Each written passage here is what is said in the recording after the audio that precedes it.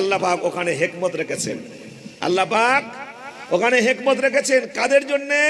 এই সমস্ত মূর্খ মার্কা যারা যোগ্যতা নেই। নবী বলেছেন তোমরা দেখো দেখো দেখো আমার মেহরাবে আমার মেম্বারে কারা ওঠে, কারা ওঠে।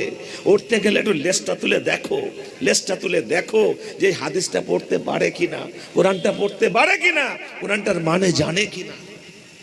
এই জন্যে মুজাদ্দিদ আল বেসানি রহমতুল্লাহ আলাইহি আল কাউলুল জামিল, আমাদের বাংলার সিরতাজ আল্লামা হিন্দ আল্লামা রুহুল আমিন রহমতুল্লাহ আলাইহি মিলাদে মুস্তাফাতে লিখেছেন কমপক্ষে যেন মিশকাত শরীফটা যে জবর ছাড়া পড়তে পারে, কি আকার ওকার ছাড়া পড়তে পারে। কেন জেরটা হলো, কেন জাবারটা হলো, কেন একারটা হলো, কেন আকারটা হলো, কেন পেশ হলো, কেন হস্যকার হলো, কেন জাবার জের পেশের কারণে মানে পাল্টে যায়। কি পাল্টে যায়? মানে পাল্টে যায়। রজুলুন রিজলুন, রজুলুন রিজলুন, রজুলুন মানে মানুষ, রিজলুন মানে পা, বানান এক, বানান এক। জের জবরে পাল্টে গেল, জের জবরে পাল্টে গেল। মুআল্লাম মুআল্লিম, মুআল্লাম মুআল্লিম, মুআল্লাম শিক্ষাপ্রাপ্ত, মুআল্লিম শিক্ষক, বানান এক। মিম আইন লাম মিম, উচ্চারণটা যে যেমন করবে, যে যদি জানে তাহলে মুআল্লাম পড়বে, যদি জানে মুআল্লিম পড়বে, যার সঙ্গে যার নিসবত হবে সেই অর্থে সেই উচ্চারণটা ঠিক পড়বে। এটার জন্য একটু লেজ লাগবে না লাগবে না? এই কথা বলা লাগবে না লাগবে না? তাহলে ওই ইটের কাজ বালির কাজ করার পরে বুক ফুলিয়ে দুটো বলার শিখেছে। আরে বলতে তো রাস্তাঘাটে যারা মলম বিক্রি করে তারাও তো পারে, এই পারে না? পারে না? তারা এমন বলবে, ডাক্তারও ভয় খেয়ে বলবে কেনই যে আমি এমবিবিএস পড়লাম, কেনই যে আমি এমডি পড়লাম, এ পড়ে তো আমার কিছুই লাভ নেই। গাছ গাছাড়ির ওষুধ তো সব এর কাছে, কি সব এর কাছে। নারী নক্ষত্র ওই একটুখানি একটা চাটাই বিছিয়ে সব বলে দেবে, একেবারে গোল করে লোক বসে আছে।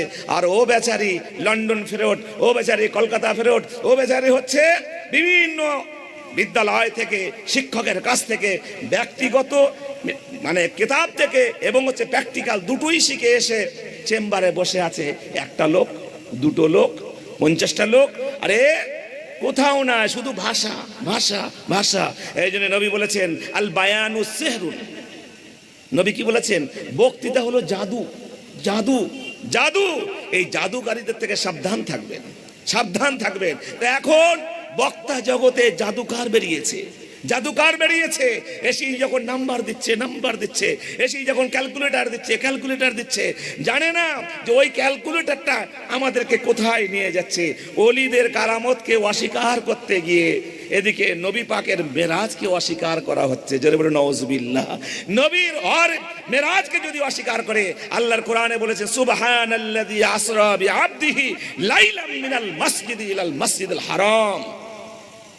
15 বারে আল্লাহ কোরআনে বললেন যে আমি নবীকে বাইতুল মসজিদে হারাম থেকে মসজিদে আকসা পর্যন্ত আমি রাসূলুল্লাহকে আমি আল্লাহ রাত্রিকালীন ভ্রমণ সায়ার করেছি। একে বলে ইসরা। জোরে বলে সুবহানাল্লাহ।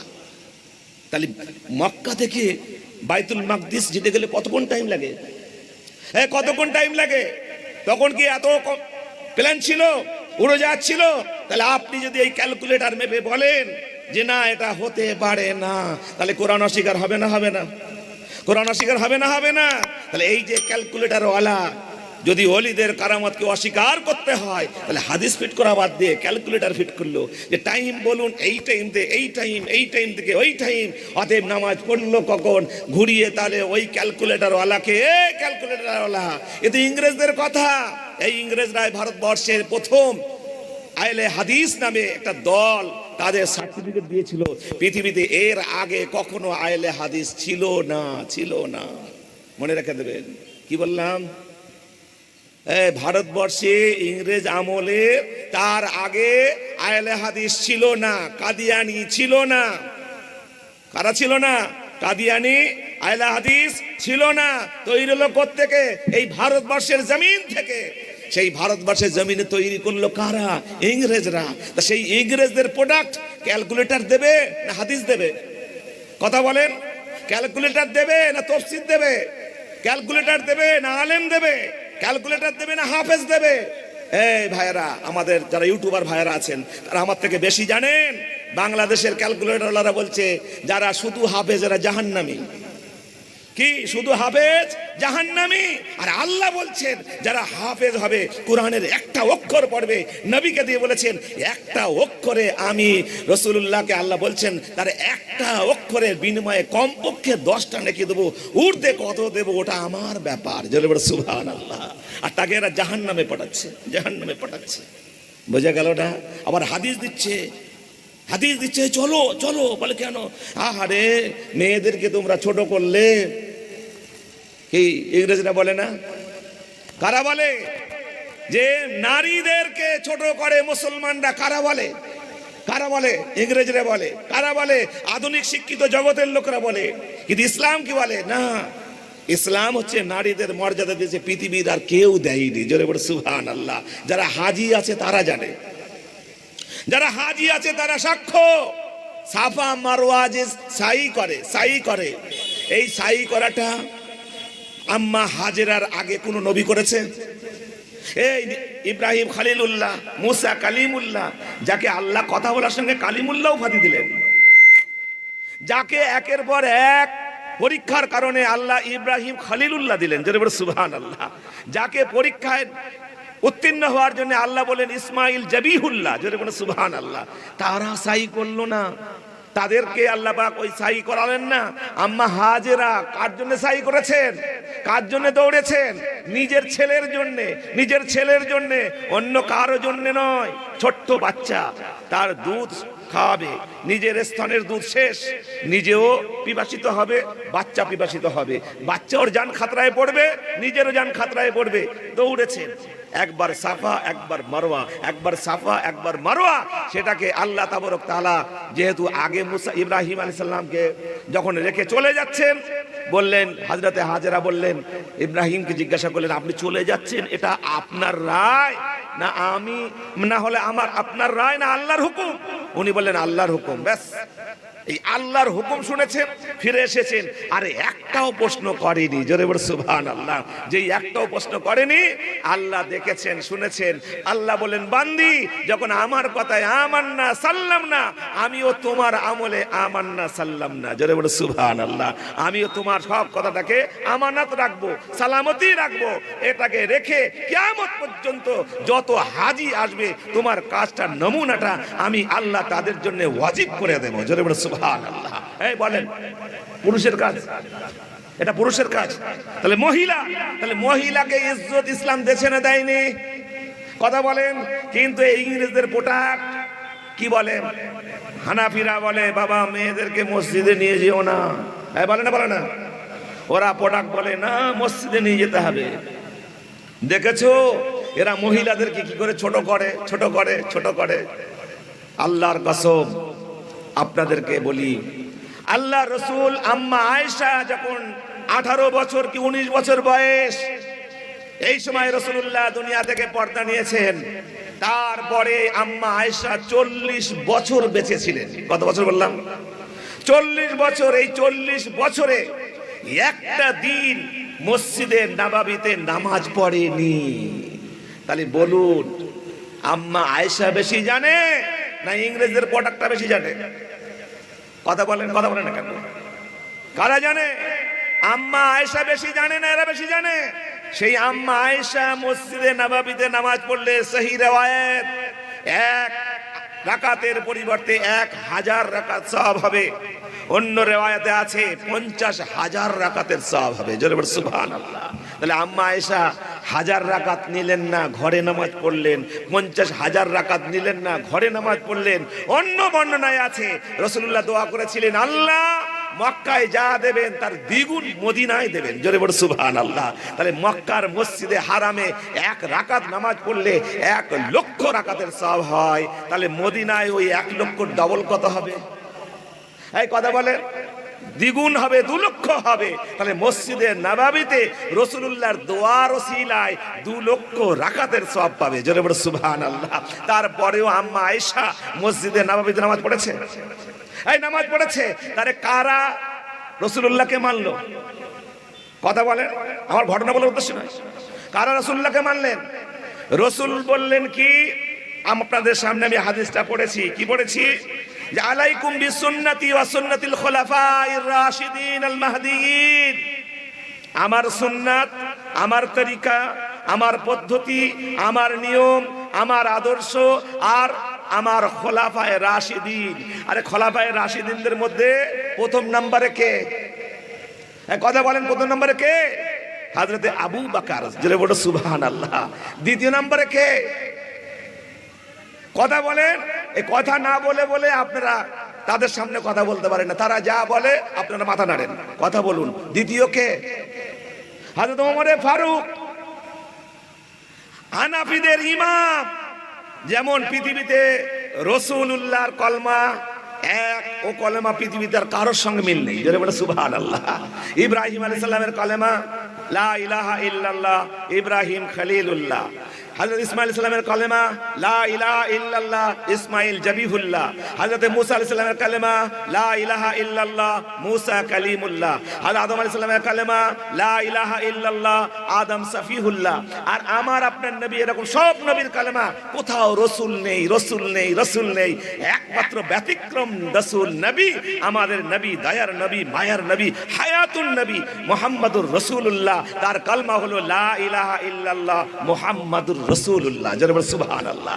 ঠিক নবী যেমন সর্বশ্রেষ্ঠ, ঠিক ইমামও সর্বশ্রেষ্ঠ, জোরে বলো সুবহানাল্লাহ। ইমাম আবু হানিফা, ইমামে আজম আবু হানিফা রাহিমাহুল্লাহ, উনি বলেছেন যে মেয়েরা মসজিদে যাবে না, ঘরে নামাজ পড়বে, ঘরে নামাজ পড়বে। মানলো কার কথা? কার কথা মানলো? সাহাবাদের কথা, রাসূলের কথা। কার কথা? রাসূলের কথা, সাহাবের কথা। যারা রাসূলুল্লাহর কথা মানবে, যারা সাহাবার কথা মানবে, এরাই হবে আহলুস সুন্নাতুল জামাত, জোরে বলো সুবহানাল্লাহ। এই জন্য সুন্নাত, সুন্নাত শব্দ আর হাদিস শব্দ আলাদা। হাদিস আর সুন্নাত, সব সুন্নাত হাদিস, কিন্তু সব হাদিস সুন্নাত নাই। কি বললাম, বোঝা গেল না? কি সব মানুষ মানুষ, সব মানুষ মানুষ, আর হাজী সাহেবও মানুষ। পার্থক্য আছে না নেই? সব মানুষ হাজী নয়, কিন্তু হাজী সাহেব মানুষ। হাজী সাহেব মানুষ, তাহলে মানুষ, উনিও মানুষ, হাজিও মানুষ, কিন্তু পার্থক্যটা কি হলো? ইনি হাজী আর অন্যরা হাজী নয়। রাসূলুল্লাহ সাল্লাল্লাহু আলাইহি সাল্লাম তিনিও রাসূল, অন্যরাও রাসূল। তিনিও নবী, অন্যরা নবী, কিন্তু নবীর কলমার সঙ্গে পার্থক্য কি? তাদের কলমাতে তাদের লকাব উপাধির সঙ্গে জুড়িয়ে কলমা, আর আমার আপনার নবীর সঙ্গে সার্টিফিকেট।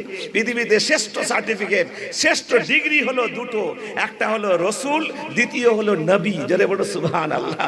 সবাই নবী কিন্তু সবাই রাসূল নয়, সবাই রাসূল কিন্তু সবাই নবী। ঠিক রাসূলুল্লাহর কলমাটা সবার কলমায় লা ইলাহা ইল্লাল্লাহ, কিন্তু রাসূলুল্লাহর কলমাতে অন্যতে আছে খলিলুল্লাহ, জবিহুল্লাহ, কি কালিমুল্লাহ, সফিউল্লাহ, খলিফাতুল্লাহ, কিন্তু রাসূলুল্লাহর কলমাতে কি? রাসূলুল্লাহ, রাসূলুল্লাহ, যে আল্লাহর রাসূল, জোরে বলো সুবহানাল্লাহ। সেই ইমামে আজম আবু হানিফা ঠিক সেই রকম আমাদের ইমাম, ইমামে আজম আবু হানিফা রাহিমাহুল্লাহ, উনি হলেন আহলুস সুন্নাত ওয়াল জামাতের মধ্যে। কেন? আমি আপনাদেরকে বলেছি যে সুন্নাত আর হাদিস বলতে গিয়ে যেটা বললাম, সব হাদিস হাদিস, কিন্তু সব হাদিস সুন্নাহ নয়।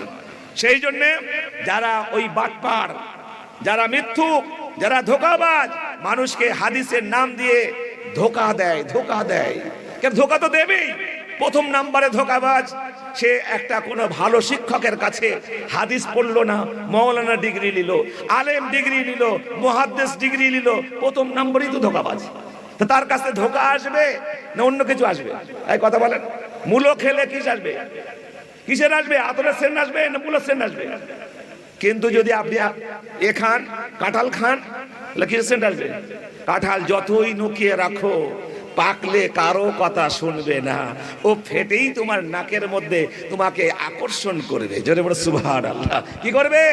আকর্ষণ করবে। ঠিক হানাফি, এরা আকর্ষণ, আকর্ষণ, আকর্ষণ। এই জন্য ইমামে আজম আবু হানিফা সুন্নাত মেনেছেন, সুন্নাত মেনেছেন। ইমাম আবু হানিফা সুন্নাত মানার ক্ষেত্রে ডাইরেক্ট তাদের সঙ্গে সাক্ষাৎ করেছে, জোরে বলো সুবহানাল্লাহ। সুন্নাতের মেকদার কারা? নবী। সুন্নাতের মেকদার কারা? সাহাবী।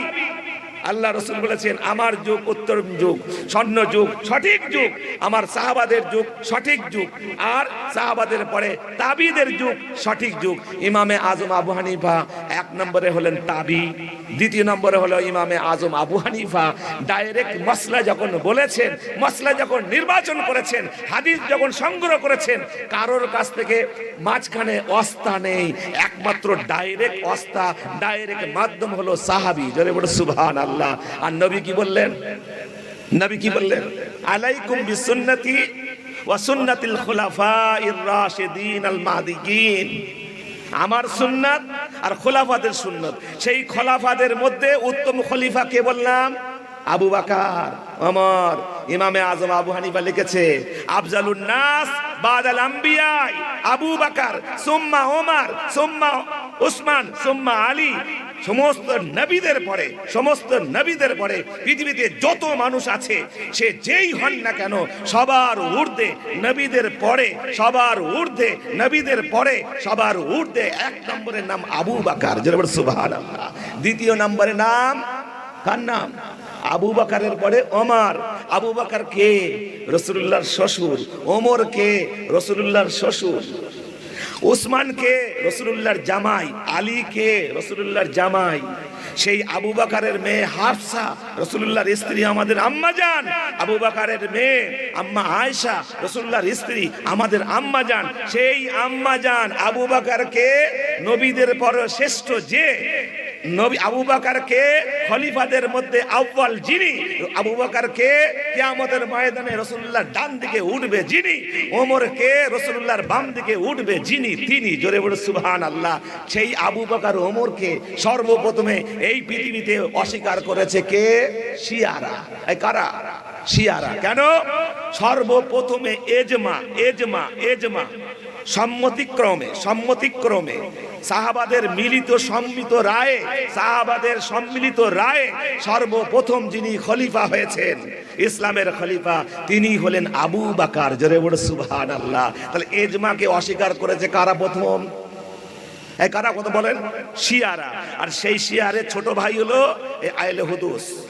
এরা তো আহলে হাদিস নয়, এরা হলো আহলে হুদুস। হুদুস মানে হলো অজু ভেঙে গেলে, অজু ভেঙে গেলে কি একটা হলো নাজাসাত, যেটা হলো জুনুব, যেটা গোসল ফরজ হয়, আর একটা হলো হাদাস। এই হাদাস মানে অজু ভাঙা অবস্থায়, ওরা সবসময় অজু ভেঙেই আছে। কেন? ওরা ঢুকতে চায় না, পাক হতে চায় না, জানে পাক হলে কি হবে, জান্নাতি দলে ঢুকে পড়বো। হযরতে বেলাল, রাসূলুল্লাহ বললেন বেলাল কি ব্যাপার, কি আমল করেছো? আমি মেরাজে গিয়ে দেখি তোমার পায়ের আওয়াজ আল্লাহ জান্নাতে রেকর্ড করে রেখেছে। জোরে বলে সুবহানাল্লাহ। বলে ইয়া রাসূলুল্লাহ এমন কোন আমল আমার জানা নেই, তবে আমার একটা আমল সবথেকে প্রিয়, খুব প্যারা। সে আমলটা হলো কি, যখনই অজু করি, যখনই অজু করি, তখনই আমি মানে যখনই আমার অজু ভেঙে যায়, তখনই অজু করে আমি 2 রাকাত তাহিয়াতুল ওযু নামাজ পড়ি। জোরে বলে সুবহানাল্লাহ। সবসময় পাক থাকেন। নারায়ে তাকবীর, নারায়ে তাকবীর। আওলাদে